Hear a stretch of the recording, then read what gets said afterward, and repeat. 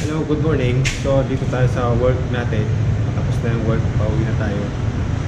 Pagkagaling po sa work, tayo ay nagbabike para po makatipid sa gasolina. So, tara magbibihis muna tayo.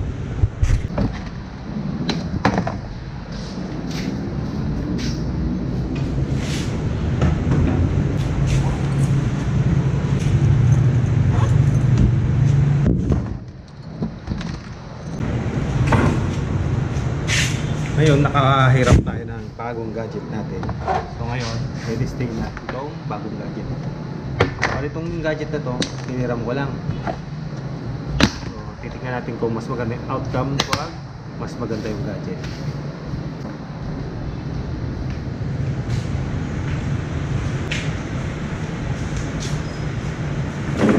Ito, bale nagbabike lang tayo papunta dito. Kasi nagbabike sa rudo at sa pamasahe. So dito natin nilalagay yung mga gamit natin. Tapos may carrier yung bike, lagay natin.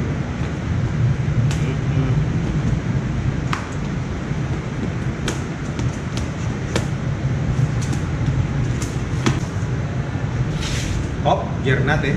Hop.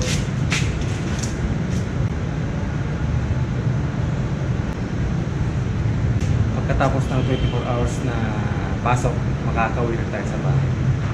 So tara, samahan niyo ako sa daan.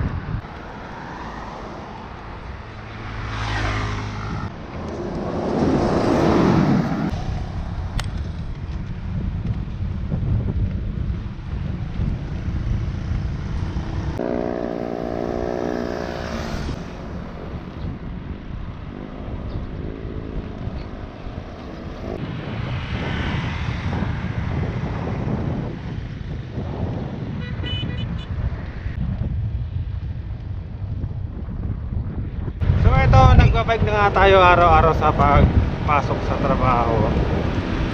Dati nakamotor tayo. Nag-decide tayo magbike kasi nga nagtaas na masyado yung presyo ng gasolina. Dati nung motor tayo, ang presyo lang ng gasolina 50 to 50 plus. Tapos umabot ng 70. Kaya kada biyahe ko motor, umabot ng 1/4. So pag titipid mo sa 1/4 yung 70, di mahigit 15 pesos din. Kaya ito, magbike na lang. Ang una, mahirap. Itong ginabike ko kasi araw-araw ay more or less 13 kilometers hanggang sa bahay. Ang una nga, hingal na hingal, 45 minutes na binabike ko ito. Ngayon, kinakaya ko na siya ng 30 minutes. Enjoy naman. Ito, pag-uwi, yan. Ganda. Pag-uwi, ito. Pag-uwi lang. Pero pag papasok, ay paspas talaga. Dapat ay takbong siklista. Yan po yung mga view dito pag nagbabike tayo pauwi. Bundok po. So doon po yung daang kalikasan, yung part na yun.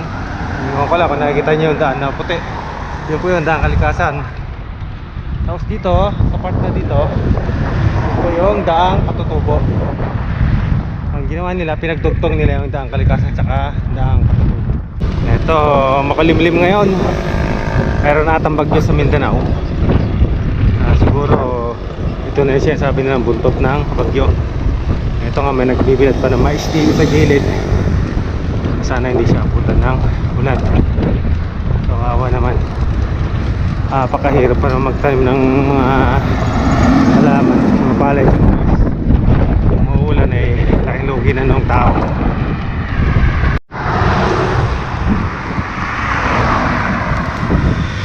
Oh, ito po yung mga binabike natin araw-araw. Oh. Ayan po, kita nyo naman, napakahaba.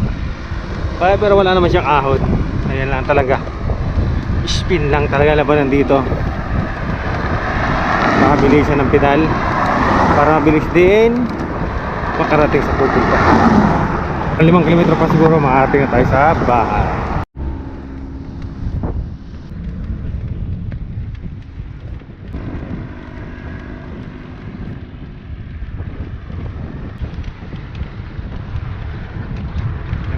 Yan po ang puti na, yan po solar pong patubig yan.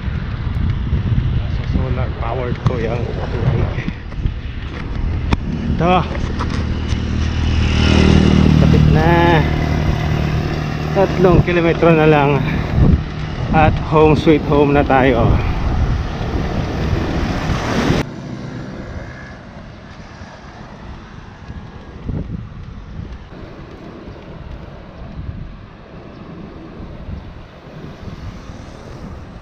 So yung bundok po na bilog na yun, yung patulis na yun, yun po yung Mount Malabobo. Part din po yan ng mga Tarang Pangasinan. Located yan sa Barangay Malabobo, mga Tarang Pangasinan.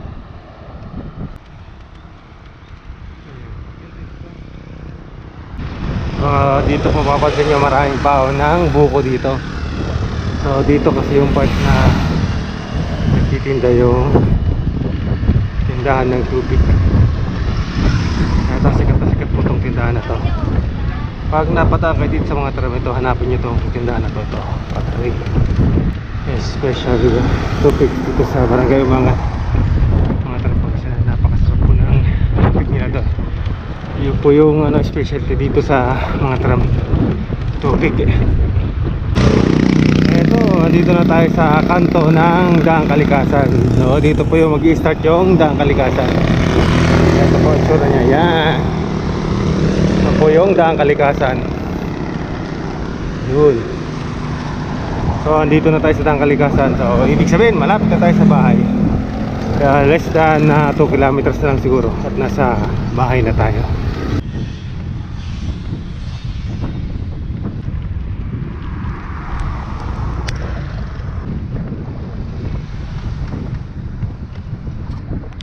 Dito na tayo sa bayan, malapit na tayo.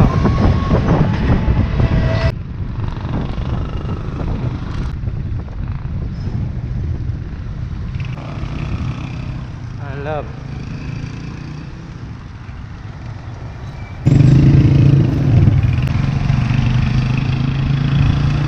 Yun yung simbahan ng mga Tarang. Malapit na po talaga tayo. Mga ano na lang, less than 500 meters or more or less than 500 meters na lang po tayo.